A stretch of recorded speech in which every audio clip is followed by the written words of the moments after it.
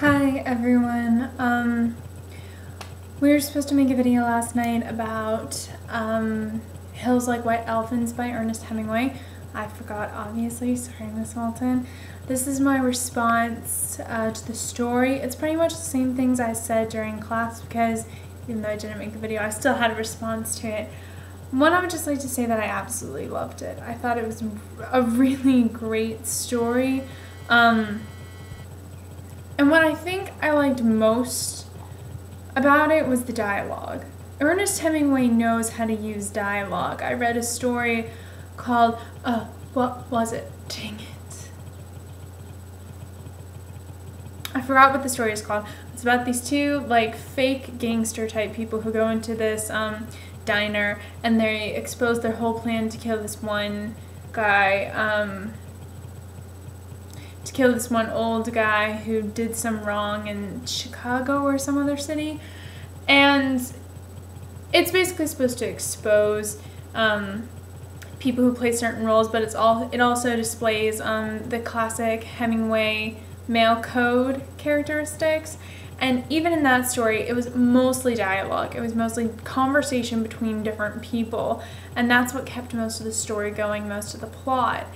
It also exposed things that had happened before, hints at things without directly saying it. You never really learn what the old guy did to wrong these gangsters or their boss. And the same thing happens in Hills Like White Elephants.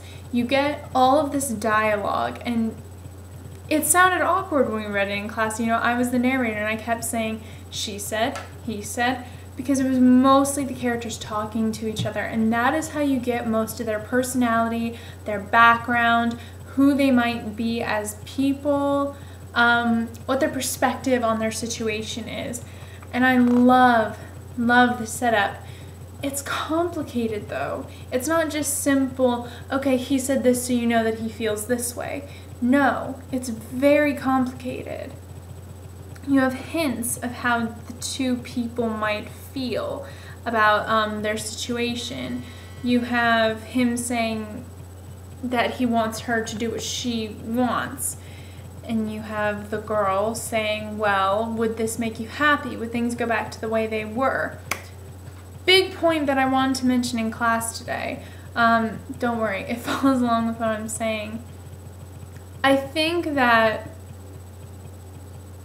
the white elephant type thing, I think the baby represents the relationship, the abortion, represents the baby dying, but I think it also represents the relationship dying, because these two people, we mentioned the idea about the fell out of love, man might be staying with girl out of honor or duty, or because he feels he needs to. They know they should break up, but they can't.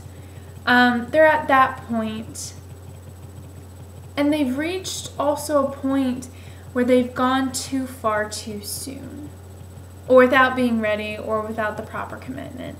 They have done something, had sex, they've created this child,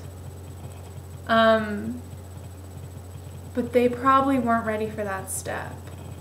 They probably weren't ready mentally, emotionally, and now that they've reached this point, they want to take that step back. They want to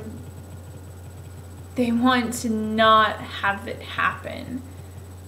They've lost what was good about their relationship. They've lost that happy, carefree sensibility that they hint at when he says, we'll be fine afterward, just like we were before. The girl says, what makes you think so? The man says, that's the only thing that bothers us. It's the only thing that made us unhappy. That's not really a healthy relationship if this is the first thing you've come across that has made you have a disagreement or become unhappy. Of course, you should always like your relationship. However, there are times where people argue, and if nothing else has made them unhappy with the relationship, or nothing else has gotten in the way, then they probably weren't that emotionally connected to each other. And all of this is exposed through dialogue, which is the brilliance of Ernest Hemingway, and I absolutely love it.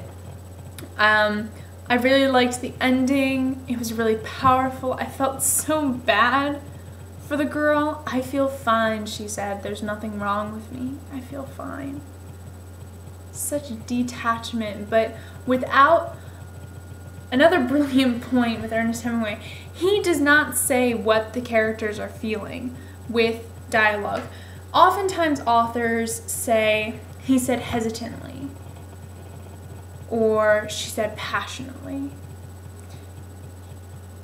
He doesn't do that. He doesn't even use descriptive verbs. He says the words, he asked, she said, the man said. That's really it. He uses no descriptors or adjectives or powerful verbs when describing their speech. All of it is taken as an interpretation by the reader, which I just saw a bunny. Oh, the bunny is so cute and it's in my yard. Oh, and it's rubbing its little nose together and has little ears. Okay, back to the point, May. Oh, it's so cute.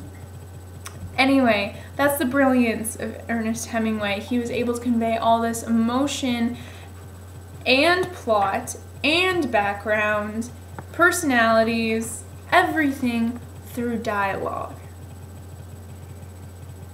Good job, Hemingway.